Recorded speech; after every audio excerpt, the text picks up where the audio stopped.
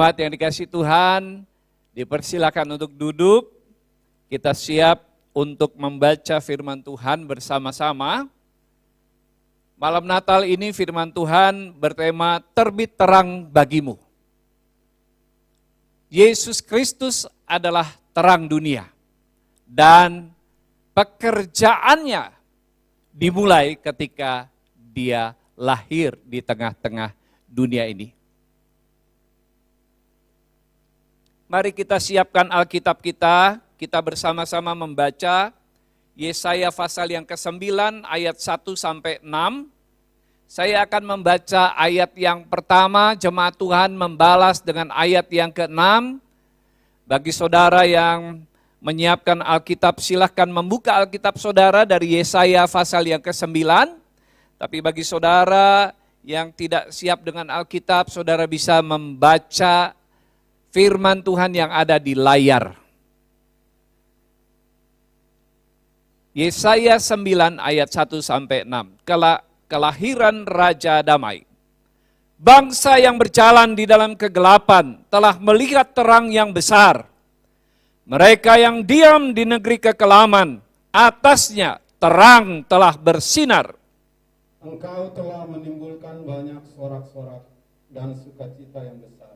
Mereka telah bersukacita di hadapanmu, seperti sukacita di waktu panen, seperti orang bersorak-sorak di waktu membagi-bagi jarahan. Sebab kuk yang menekannya, dan gandar yang di atas bahunya, serta tongkat si penindas, telah kau patahkan, seperti pada hari kekalahan Midian.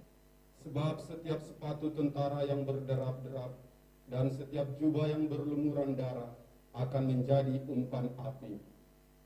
Sebab seorang anak telah lahir untuk kita, seorang putra telah diberikan untuk kita. Lambang pemerintahan ada di atas bahunya, dan namanya disebutkan orang penasehat ajaib, Allah yang perkasa, Bapa yang kekal, Raja damai. Besar kekuasaannya dan damai sejahtera tidak akan berkesudahan di atas tahta Daud dan di dalam kerajaannya. Karena ia mendasarkan dan mengokohkannya dengan keadilan dan kebenaran dari sekarang sampai selama-lamanya. Kecemburuan Tuhan semesta alam akan melakukan hal ini. Amin. Bapak Ibu Saudara yang dikasihi oleh Tuhan Yesus, sekalipun hari-hari ini kita harus berada di rumah, ya, tetapi dengan kita ada di rumah dan kita menggunakan teknologi untuk mengikuti ibadah bersama, maka firman Allah bisa diberitakan sampai ke pelosok-pelosok bumi ini. Di setiap daerah yang memiliki jaringan internet, maka daerah itu akan bisa mendengarkan firman Tuhan. Sama seperti hari ini, saudara yang ada di rumah-rumah, saudara di seluruh Indonesia bisa mendengarkan siaran ibadah malam Natal saat ini. Itu karena teknologi yang bisa membuat kita memberitakan kabar baik. Bapak Ibu Saudara yang dikasihi Tuhan, Natal tahun ini merupakan Natal yang berbeda dari tahun-tahun sebelumnya. Kenapa? Karena hari-hari ini kita semua sedang menghadapi pandemi COVID. Bukan hanya Indonesia saja, bukan hanya Jakarta saja, tapi seluruh dunia. Seluruh bagian dunia ini sedang menghadapi pandemi COVID. Sehingga semuanya ditutup. Kalau tadi saudara melihat puisi Natal, drama Natal, ya, kantor tutup, sekolah tutup, gereja juga tutup. Termasuk kita yang beribadah hari ini. Kita melakukannya di rumah-rumah. Karena apa? Karena kita ingin mendukung pemerintah memutuskan rantai penyebaran COVID. baik di tempat kita tinggal, di kota kita berada, bahkan di negara kita di Indonesia. Atau saudara-saudara juga yang tinggal di berbagai negara yang mendengarkan siaran ini. Kita ingin membantu pemerintah supaya virus corona itu berhenti penyebarannya. Bapak Ibu Saudara yang dikasih oleh Tuhan, ada banyak acara-acara Natal, acara Tahun Baru yang harus di stop, tidak boleh dilakukan. Ada banyak peraturan yang harus kita ikuti. Jaga jarak, ya 3M ingat. Pakai masker, cuci tangan, mencuci tangan, dan menjaga jarak. Beberapa hari yang lalu saya dikejutkan dengan sebuah berita bahwa ada larangan bagi gereja-gereja menyanyikan lagu Hai Mari Berhimpun. Tadi ternyata worship leader kita menyanyikan lagu Hai Mari Berhimpun. Itu sebenarnya dilarang. Saudara, lagu ini ya digubah oleh John Francis Wade di tahun 1743 di abad 18. Dan biasanya itu dinyanyikan di awal ibadah Natal karena ini merupakan ajakan untuk menghadap kepada Allah. Makanya judulnya Hai Mari Berhimpun. Mengajak orang-orang untuk berkumpul, beribadah, merayakan kelahiran Kristus di tengah-tengah dunia ini sebagai juru selamat. Tapi persoalannya saat ini ada larangan untuk berkumpul. Makanya lagu ini dilarang katanya. Jadi nyanyinya gimana dong? Ya diubah katanya. Hai mari berkumpul di rumah saja. Jadi lagunya bukan Hai mari berkumpul ke Bethlehem, tetapi di rumah-rumah kita ibadah saat ini. Supaya tidak melanggar social distancing. Saudara yang dikasih Tuhan, kemarin juga saya dapat berita bahwa Natal agak terlambat pada tahun ini. Loh kenapa? Karena Sinterklasnya terlambat datang. Loh kenapa bisa terlambat? Ya sebab setiap kali dia masuk ke satu negara, dia harus mengikuti peraturan isolasi selama 14 hari. Jadi kalau tanggal 25 dia datang berarti dia harus tunggu 14 hari baru dia bisa keluar dari ruang isolasi. Saudara yang dikasih Tuhan, ini merupakan joke yang dibuat oleh orang-orang Kristen di dalam menghadapi Natal. Karena apa? Karena kita semua ada di dalam keadaan dan situasi yang sangat sulit, nggak boleh kemana-mana. Tapi saya senang karena kita menghadapi situasi ini dengan bercanda dan tidak terlalu serius menghadapi situasi dan kesulitan. Ya, kita menganggap bahwa situasi dan kesulitan ini adalah hal yang wajar dan bisa kita lalui dengan pertolongan Tuhan. Amin. Nah, Bapak Ibu Saudara yang dikasih Tuhan, dalam ayat yang kita baca, Nabi Yesaya bernubuat tentang datangnya pelepas yang pada satu hari nanti akan menuntun umat Allah kepada sukacita, kepada damai sejahtera dan kebenaran serta keadilan. Nubuatan Yesaya ini berbicara tentang lahirnya Sang Juru Selamat, yaitu Yesus Kristus Tuhan kita. Di dalam ayat 1-6 yang kita baca dijelaskan tentang peranan, pengaruh, dampak dari Mesias yang datang di tengah-tengah dunia. Apa saja pengaruh besar daripada kehadiran Kristus di tengah-tengah dunia. Saudara perhatikan, Yesus ini yang pertama, Yesus ingin menerangi semua kegelapan di dalam hidup kita. Setiap kita, tolong slide-nya mengikuti ya, supaya yang di rumah juga bisa mengikuti khotbah ini dengan baik. Yesus ingin menerangi semua kegelapan dalam hidup kita. Saudara, sadarkah saudara bahwa sejak Adam dan Hawa jatuh ke dalam dosa, maka manusia tinggal di tengah-tengah dunia yang gelap. Karena dunia sudah dikuasai oleh si jahat. Dan kita perlu mengingat bahwa peperangan kita itu bukanlah melawan darah dan daging. Setiap hari kita ada di dalam situasi peperangan. Karena kita menghadapi roh-roh jahat di dunia ini. Di dalam Efesus 6 ayat 12 ayat firman Tuhan ini, tolong slide-nya. Efesus 6 ayat 12.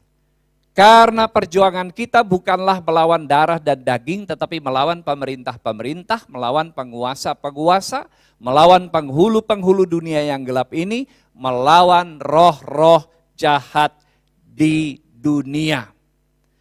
Alkitab berkata bahwa peperangan kita bukanlah melawan darah dan daging, tetapi melawan roh-roh jahat, kuasa-kuasa kegelapan, si iblis dan semua anak buahnya yang berkuasa di dunia ini. Karena dunia ini telah dipenuhi oleh dosa. Saudara yang dikasihi Tuhan, tidak ada orang yang tidak berdosa. Kata Roma 3 ayat 23, semuanya sudah jatuh di dalam dosa. Dan upah dosa adalah maut. Jadi setiap kita yang ada di dunia, yang sudah jatuh di dalam dosa, kita sedang berjalan menuju maut. Nah, Allah yang menciptakan manusia dan menciptakan segala sesuatunya, mengasihi saudara dan saya, mengasihi manusia seisi dunia ini, apapun bangsanya, apapun kepercayaan dan keyakinannya, apapun latar belakang agamanya, Tuhan mengasihi saudara. Itulah berita Natal. Tuhan mengasihi seisi dunia dan ingin menyelamatkan. Ayat yang pertama tadi berkata, bangsa yang berjalan dalam kegelapan telah melihat terang yang besar. Mereka yang diam di negeri kekelaman, atasnya terang telah bersinar. Ayat ini menunjuk kepada siapa sebenarnya? Bangsa yang berjalan dalam kegelapan itu siapa sebenarnya? Saudara, kita perlu mengingat bahwa Nabi Yesaya ini hidup 700 tahun sebelum Yesus lahir. Dan pada masa itu, bangsa Israel memberontak kepada Allah. Mereka mulai meyakini bahwa ada kuasa yang lain yang bisa menolong mereka selain Allah Sang Yahweh itu. Mereka mulai mempercayai dewa-dewa, roh-roh yang disembah oleh bangsa-bangsa kafir yang ada di sekitar Israel. Itu sebabnya Allah kecewa dan bersedih kepada bangsa Israel. Allah menyerahkan mereka kepada kuasa musuh sehingga mereka hidup di dalam penjajahan bahkan pembuangan. Nubuatan ini merupakan janji Allah untuk membawa bangsa ini keluar dari kegelapan. Karena bangsa ini sebenarnya sedang mengalami penderitaan yang besar. Saudara yang dikasihi Tuhan, ayat ini pada masa kini berbicara tentang manusia yang hidup di dalam dosa. Ayat ini bicara tentang kehidupan kita semua. Manusia yang suka memberontak, suka menyombongkan diri, tidak setia kepada Allah, tidak mau dengar-dengaran kepada firman Tuhan. Firman Tuhan ini adalah bagi kita manusia. Allah ingin membebaskan umatnya dari kegelapan. Itu sebabnya ayat ini berkata bahwa bangsa yang berada di tengah-tengah kegelapan akan melihat terang yang besar. Saudara yang dikasihi Tuhan, Yesus datang agar kita dibebaskan dari belenggu dosa dan hidup yang gelap. Nah, yang kedua ada perbedaan nyata antara terang dan gelap. Ada perbedaan yang nyata antara terang dan gelap. Apa bedanya? Ketika terang itu datang, maka sukacita akan dialami oleh setiap orang yang mengalami terang. Saudara, jika saudara hidup di dalam terang, kita akan merasakan betapa indahnya hidup ini. Hidup dalam ketenangan, penuh damai, sukacita, berbeda dengan orang yang hidup di dalam kegelapan. Penuh ketakutan, takut dengan COVID-19, jadi parno, ya, paranoid, dikit-dikit takut. Saudara yang dikasih Tuhan, kita harus menjaga diri dari virus ini dengan mengikuti aturan. Tetapi kalau saudara sudah mengikuti aturan, lalu saudara masih takut, lalu ngapain saudara ikut aturan? Mestinya kalau kita beriman, ya, ikut aturan dengan baik. Tapi imani juga bahwa Tuhan menjaga. Di mana iman kita dengan kuasa Tuhan? Ini bedanya orang yang ada di dalam terang dan orang yang hidup di dalam gelap. Ada perbedaan. Orang takut, wah sekarang pada banyak yang dipecat. Lalu saudara masih kerja. Tapi saudara udah stres tiap hari.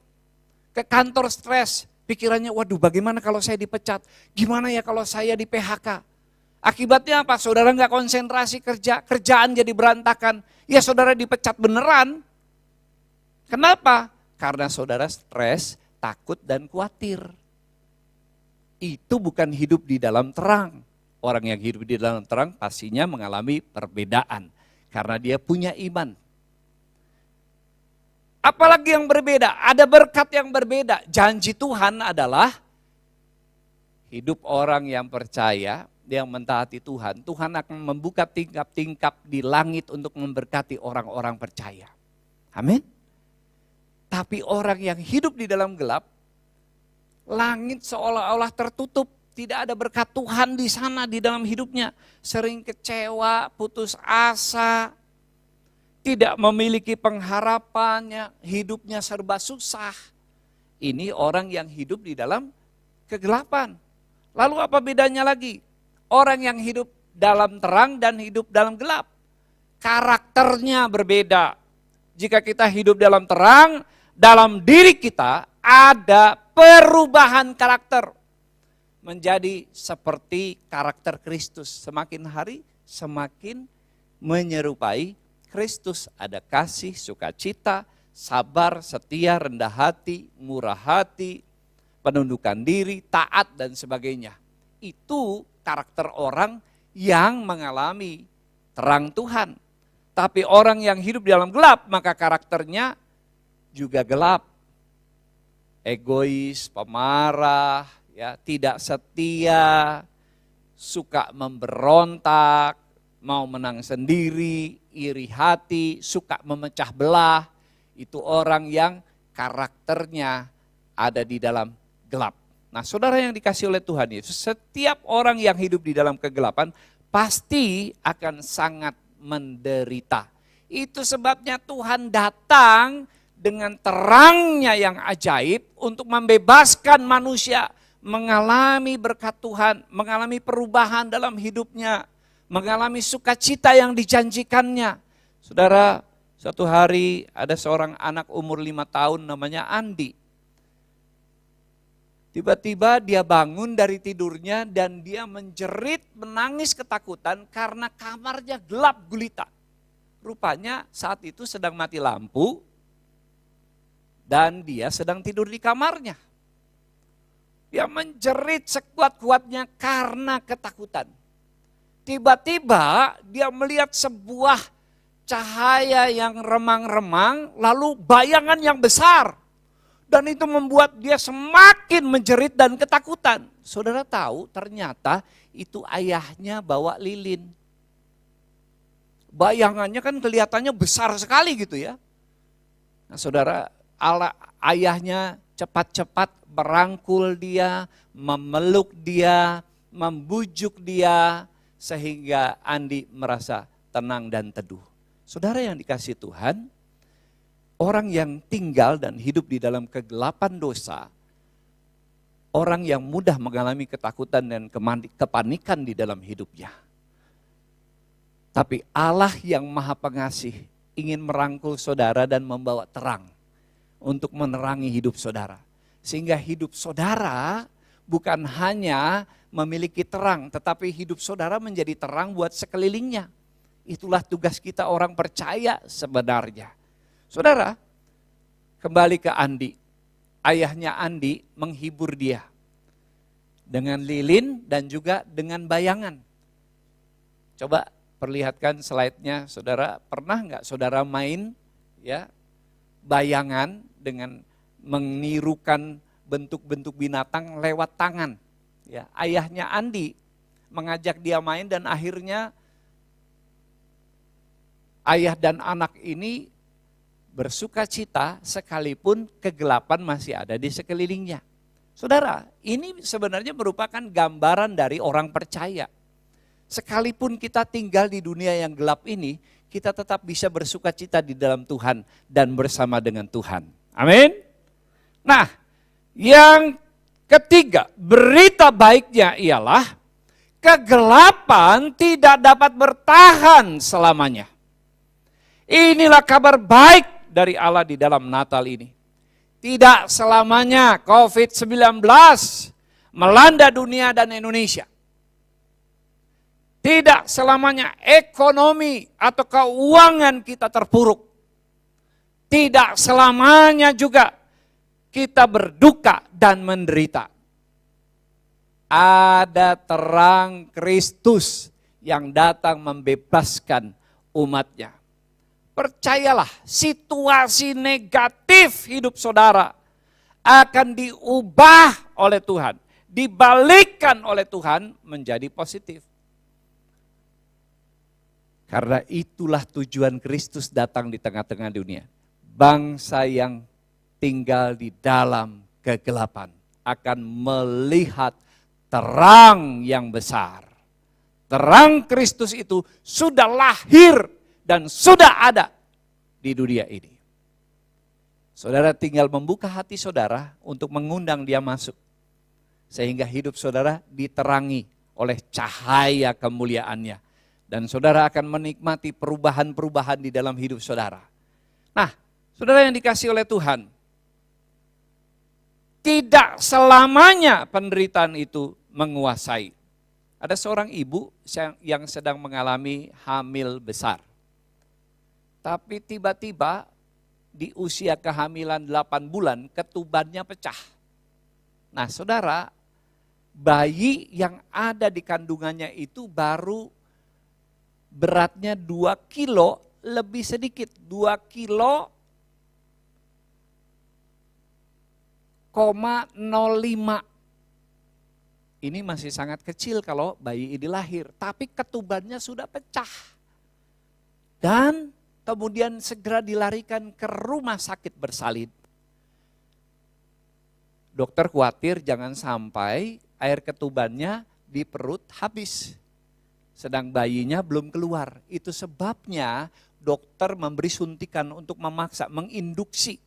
Ya, memacu supaya bayi ini cepat keluar. Saudara yang dikasihi Tuhan, ibu ini begitu khawatir, begitu ketakutan menghadapi situasi ini. Bagaimana kalau anak ini belum keluar sedangkan air ketuban sudah habis. Tapi dia ingat firman Tuhan yang dia dengar di gereja. Pada waktu itu dia diingatkan untuk memperkatakan imannya. Perkatakan imanmu dengan keyakinan dan kepercayaanmu. Bayi ini akan lahir sebelum air ketuban habis. Bayi ini akan lahir dengan sehat.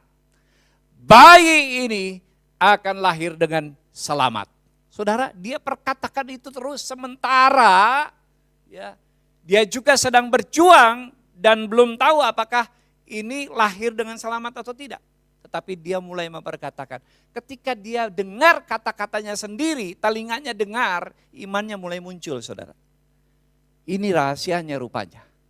Dan dia terus perkatakan itu dan Tuhan melakukan keajaiban. Anak ini lahir tepat sebelum ketuban di perut si ibu, di kandungan si ibu ini habis. Anak ini lahir dengan selamat karena pertolongan Tuhan. Bapak Ibu Saudara yang dikasihi oleh Tuhan, kadang-kadang kegelapan itu menakutkan bagi kita. Tetapi mari kita mulai perkataan iman. Perkataan yang menguatkan dan membangkitkan iman kita. Sehingga saudara mengalami keajaiban dari Tuhan. Saudara jangan ikut di dalam permainan si iblis yang menakut-nakuti dan mau menipu saudara. Bisa saja kegelapan itu muncul di sekeliling kita, tetapi kegelapan itu tidak akan menguasai saudara. Karena di dalam diri saudara ada terang Kristus. Amin. Yang kedua, terang Tuhan bersinar atas hidup kita. Menurut saudara, apa saja yang akan terjadi dalam hidup ini jika terang Tuhan bersinar atas saudara? Saudara, terang yang datang, maka kegelapan itu akan sirna. Kalau terang Tuhan datang di dalam hidup kita, maka gelap yang ada di dalam diri kita akan sirna. Ayat yang pertama tadi berkata, bangsa yang berjalan di dalam kegelapan telah melihat terang yang besar. Mereka yang diam di negeri kekelaman, atasnya terang telah bersinar. Kegelapan atau kekelaman itu dalam bahasa Ibraninya kosek. Ya, yang artinya adalah penderitaan. Jadi gelap atau kekelaman itu menggambarkan penderitaan, kehancuran, kematian, kesedihan, kejahatan, dan ketidakjelasan. Mungkin hari-hari ini saudara ada di dalam situasi dan keadaan seperti ini, di dalam kegelapan, di dalam kekelaman. Karena pemazmur Raja Daud juga berkata, kadangkala hidup kita diizinkan Tuhan, dibawa oleh Tuhan di dalam lembah kekelaman. Tapi ingat, gada dan tongkatnya menyertai kita. Amin. Bisa saja hidup kita diizinkan oleh Tuhan melewati lembah kekelaman. Lembah bayang-bayang maut. Shadow of death. Saudara, kadang-kadang kita dibawa menghadapi situasi seperti itu. Tapi ingat, saat terang Tuhan masuk dalam hidup kita, maka segala penderitaan, kehancuran, kesedihan, kejahatan, dan lain-lain akan lenyap. Terang akan melenyapkan kegelapan. Saudara, ada seorang bapak yang rasanya dunianya gelap. Kenapa? Karena perusahaan tempat dia kerja selama 10 tahun, di tempat dia mengabdi selama 10 tahun ini, bangkrut karena situasi pandemi COVID. Dia di PHK. Dia mencoba mencari pekerjaan ke tempat yang lain, ke perusahaan yang lain. Syukur-syukur kalau ada yang mau menerima, dia sebagai karyawan di dalam situasi seperti ini. Tapi saudara, banyak orang juga yang sedang mencari pekerjaan dan dia kalah bersaing karena ada banyak anak-anak muda ya yang lebih mampu dengan gaji yang mungkin setengah dari gaji dia. Dia karena pengalaman udah 10 tahun, lalu ada anak-anak muda ya yang menguasai IT yang banyak dibutuhkan oleh banyak kantor sekarang. Itu mereka hanya digaji setengah daripada gajinya dia di perusahaan yang lama. Dia kalah bersaing. Dia tidak bisa mendapatkan pekerjaan. Padahal apa? Padahal cicilan rumah harus dibayar, uang sekolah anak, walaupun cuma sekolah dari rumah, tetap aja bayarannya sama, nggak dapat korting 50%. Dia punya kartu kredit, makin membengkak tagihannya. Yang dia hanya bisa bayar adalah bunganya. Saudara yang dikasihi oleh Tuhan, dia berkata kepada temannya, hidup saya ada di dalam kegelapan. Aku sedang mengalami hidup dalam kekelaman. Saudara yang dikasihi Tuhan, kadangkala juga kekelaman itu atau kegelapan itu Tuhan izinkan sebagai rahim untuk mengerami hidup saudara. Kadangkala ya Tuhan izinkan itu menjadi tempat kita dierami sampai Tuhan tercapai, sampai maksud Tuhan tercapai atas hidup kita. Tuhan sedang membentuk dan memproses kita di dalam rahim kegelapan itu. Sampai akhirnya lahir sesuai dengan waktu dan kehendak Tuhan. Bapak Ibu Saudara yang dikasih oleh Tuhan, Dedi, si bapak ini, ketika dia berkata kepada temannya, hidup saya ada di dalam kegelapan. Dia bilang, kandungan seorang ibu pun itu adalah kegelapan. Tetapi akan lahir bayi yang diharap-harapkan oleh keluarga, sekalipun sementara waktu dia ada di dalam kegelapan. Inilah yang dimaksud dengan rancangan Tuhan melalui kegelapan yang diizinkan dalam hidup kita. Daud berkata kadang-kadang kita dibawa di dalam lembah kekelaman oleh Tuhan. Tapi ingat ada pertolongan Tuhan. Sampai waktunya Tuhan, ya, bukan sampai waktunya kita. Kalau maunya kita sih bulan depan Tuhan, tahun depan Tuhan, tahun yang baru, saya harus melewati semua ini dan saya akan sukses. Ya, maunya kita begitu, tapi ada waktunya Tuhan. Ya.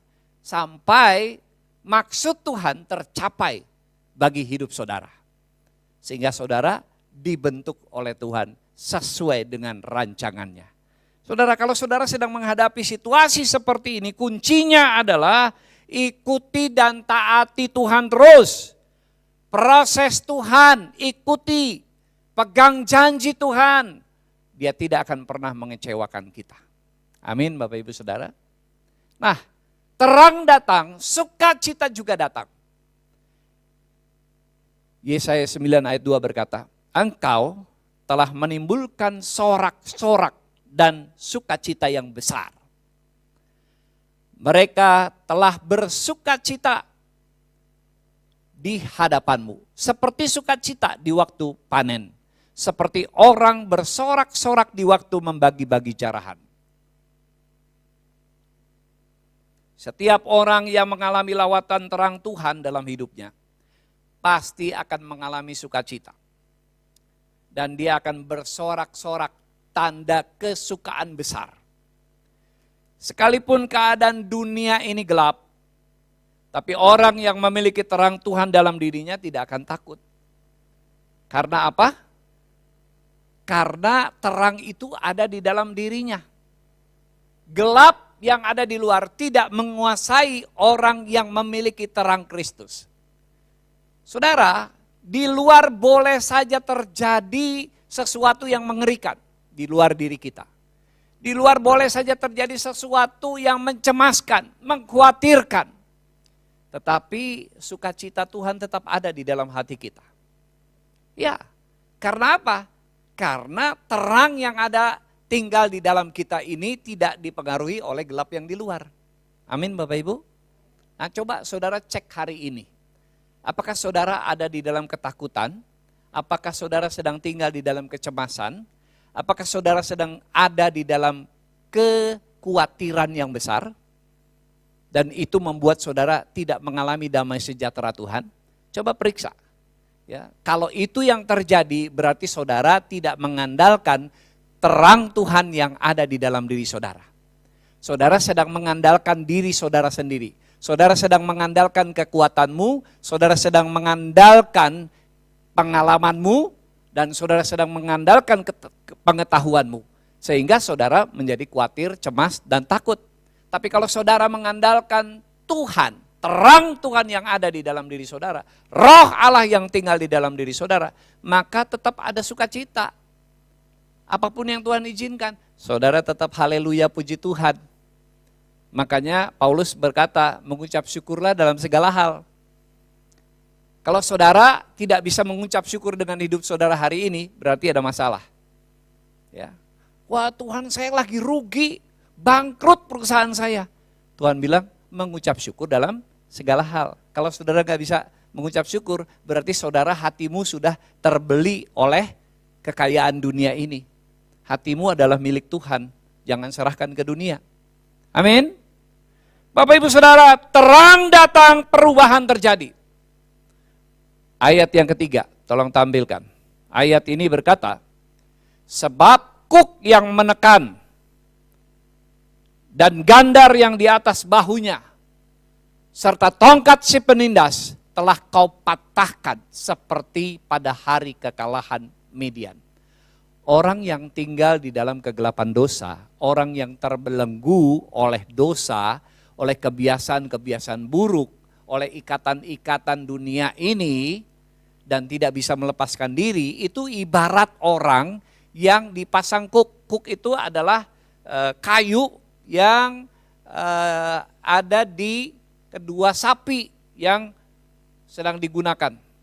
Saudara yang dikasih oleh Tuhan, apabila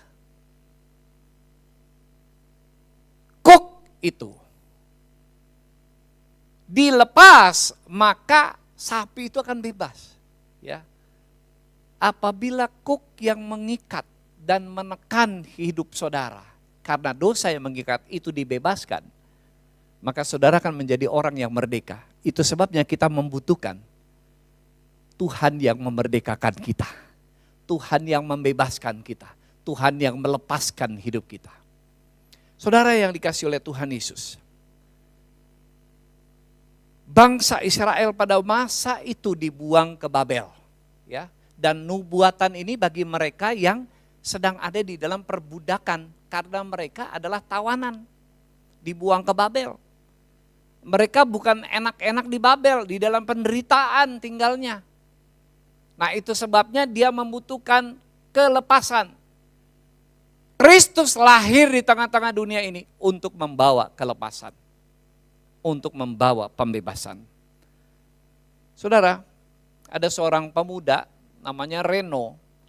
Pemuda ini dari sejak remaja ya, dia punya sifat pendiam, tertutup, sensi, ya, mudah tersinggung, curiga sama orang lain. Dia